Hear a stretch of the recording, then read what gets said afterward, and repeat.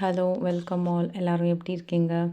இன்றைக்கி நமக்கு archangel Michael என்ன மெசேஜஸ் கொடுக்குறாங்க அப்படிங்கிறத பார்க்கலாம். என்ன நீட் உங்களுக்கு அப்படிங்கிறத இப்போது கரண்ட்டாக நீங்கள் என்ன தெரிஞ்சுக்கணும் அப்படிங்கிறத பார்ப்போம்.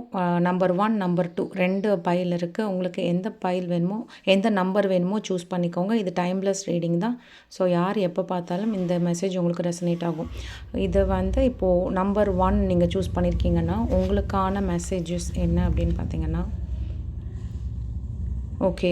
இப்போ உங்கள் மனசில் ஒரு திட்டம் இருக்கும். ஏதாவது ஒரு பிளான் பண்ணியிருப்பீங்க. ஒரு ஜாப் விஷயத்தில் ஆகட்டும், இல்லை ஒரு ஸ்டடீஸ் ஆகட்டும். படிக்கிறவங்களா இருந்தீங்கன்னா ஒரு ஸ்டடி என்ன பண்ணலாம் அப்படின்னு ஒரு ஐடியா இல்லாமல் இருக்கிறதா இருக்கட்டும்.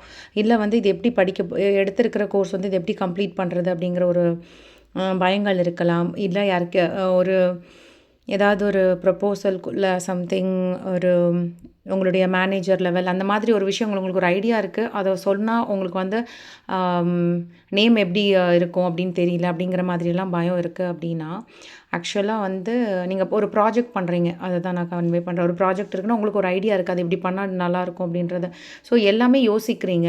நமக்கு ப்ரமோஷனும் வேணும், நீங்கள் அடுத்த லெவல் போகணுன்றதும் இருக்குது, உங்களுக்கு பிடிச்ச மாதிரி இருக்கணும்னு இருக்குது. பட் அதுக்கு நீங்கள் எதையுமே ப்ராப்பராக எக்ஸிக்யூட் பண்ண மாட்டேங்கிறீங்க. ஃபஸ்ட்டு உங்களுடைய ஒரு கமிட்மெண்ட் வச்சுக்கோங்க. சரி, இது ட்ரை தான் பண்ணுவோமே. உங்களுக்கு ஒரு விஷயம் தெரியுது, அதை பயந்து சொல்லலாமா வேணாமான்றத மாதிரி இல்லாமல் ஒரு கமிட்மெண்ட் வச்சுக்கோங்க. இதை நம்ம இன்னைக்குள்ளே இந்த ப்ராஜெக்ட் நம்ம பக்காவாக முடிச்சுட்டு இதை கொண்டு போய் சொல்லிடணும். நாளைக்கு கண்டிப்பாக நம்ம மேனேஜர் கிட்ட சொல்லிடணும். அதே மாதிரி இப்போ ஒரு காலேஜ் நீங்கள் டிசைட் பண்ண முடியாமல் இருக்கீங்க கோர்ஸ்னால், ஃபஸ்ட்டு கமிட் பண்ணுங்கள். முதல்ல தேடுங்க. ஒரு 2 கோர்ஸ் உங்கள் மனசில் இருக்குன்னா அதை பற்றின ஃபுல் டீட்டெயில்ஸ் எடுங்க, யோசிங்க. ஒரு கமிட்மெண்ட் வச்சு கம்ப்ளீட் பண்ணுங்கள் ஃபஸ்ட்டு. அதுக்கப்புறம் உங்களுக்கு தெரிய வரணும் அப்படின்னா ஃபஸ்ட்டு உங்களோட இன்ட்யூஷனை நம்புங்க. அதே போல் உங்களுடைய இமேஜினேஷன் இதுக்கப்புறம் என்ன வரும் அப்படின்னு நீங்கள் யோசிக்கும் போது கண்டிப்பாக உங்களுக்கான ஆன்சர் கிடைக்கும். எது கரெக்ட், நீங்கள் பண்ணுறது கரெக்டாக, அதனால் என்ன விளைவுகள் வரப்போகுது அப்படிங்கிறத உங்களுக்கு ஆன்சர்ஸ் கிடைக்கும் அப்படின்னு சொல்லியிருக்காங்க. உங்களோட இன்ட்யூஷனை நீங்கள் நம்பலாம். உங்களுடைய இமேஜினேஷன், அதாவது நீங்கள் எப்படி ஆகணும்னு நினைக்கிறீங்க, என்னோடய லைஃப் நெக்ஸ்ட்டு எப்படி இருக்க போகுது, இன்னொரு 6 மந்த்தில் எப்படி இருக்கணும், நான் என்ன அடுத்தது அச்சீவ் பண்ணணும் அப்படிங்கிறதையும் நீங்கள் அப்படி இருந்தால் எவ்வளோ ஹாப்பியாக இருப்பீங்கன்றதை நினச்சி பாருங்கள். ஃபஸ்ட்டு கமிட்மெண்ட் வைங்க. அதுக்கப்புறம் நீங்கள் என்ன ஆகணும்னு நினைக்கிறீங்களோ அதை அந்த ஆயிட்ட மாதிரி ஒரு இமேஜினேஷனும் வைங்க. உங்களோட இன்ட்யூஷனை நம்புங்க. உங்களுக்கான ஆன்சர் அது சரியாக தப்பாக நீங்கள் எடுத்திருக்கிற விஷயம் அப்படிங்கிறது உங்களுக்கு ஆன்சர்ஸ் ஆர்கேஞ்சல் மைக்கேல் கொடுப்பாரு அப்படின்னு சொல்கிறாங்க. நீங்கள் நம்பர் 2 சூஸ் பண்ணியிருக்கீங்கன்னா எனக்கு 3 கார்ட் ஷஃபில் பண்ணும்போது விழுந்தது. ஸோ நான் 3 கார்ட்ஸுமே அப்படியே வச்சுட்டேன். Number 2 okay. இப்போ நம்பர் 2 சூஸ் பண்ணியிருந்தீங்கன்னா நீங்கள் பயங்கரமான ஒரு குழப்பம், ஒரு டஃப்பான சுச்சுவேஷனில் இருக்கீங்க, ஒரு பயத்தில் இருக்கீங்க. யார் மேலேயோ ஒரு பயம், இல்லை ஏதோ ஒரு விஷயத்துக்கு தேவையற்ற பயமாக இருக்கலாம், இல்லை தேவையுள்ள பயமாக இருக்கலாம்.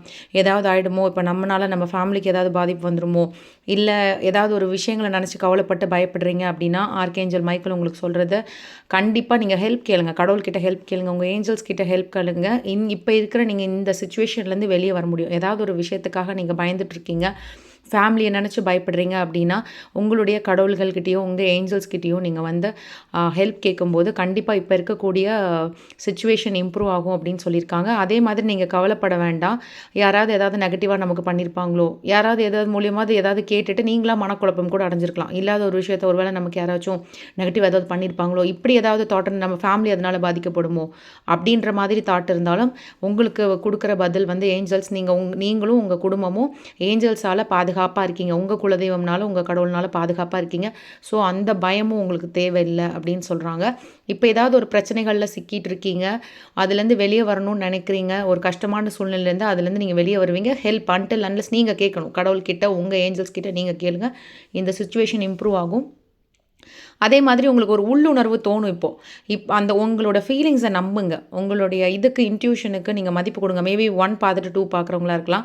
உங்களுடைய இந்த சுச்சுவேஷன் இம்ப்ரூவ் ஆகிறதுக்கு உங்களுக்கு ஒரு விஷயம் தோணலாம். இப்படி பண்ணால் இது இம்ப்ரூவ் ஆகுமோ அப்படின்னு சொல்லிட்டு உங்களுக்கு ஒரு விஷயம் தோணும். ஆனால் நீங்களே போட்டு குழப்பிட்டு இருக்காதீங்க. நீங்கள் உங்கள் ஹார்ட் சக்ராவை கிளென்ஸ் பண்ணணும். நிறைய மனசுக்குள்ள பாரங்கள், ஏதோ பயங்கரமான கவலைகளோடு இருக்கீங்க. ஸோ ஹார்ட் சக்கரா கிளென்ஸ் பண்ணுங்கள். உங்கள் உள்ளுணர்வு என்ன சொல்லுது அதை நம்புங்க. கண்டிப்பாக இந்த சுச்சுவேஷன் இம்ப்ரூவ் ஆகும் அப்படிங்கிறது தான் நம்பர் 2 சூஸ் பண்ணவங்களுக்கான மெசேஜ். ஹோப் யாருக்கு எப்படி ரெசனேட் ஆச்சு மெசேஜ் அப்படிங்கிறத சொல்லுங்கள். இது டைம்லெஸ் ரீடிங் தான். ஸோ இந்த வீடியோ எப்போ பார்த்தாலும் உங்களுக்கு இது ரெசனேட் ஆகும்.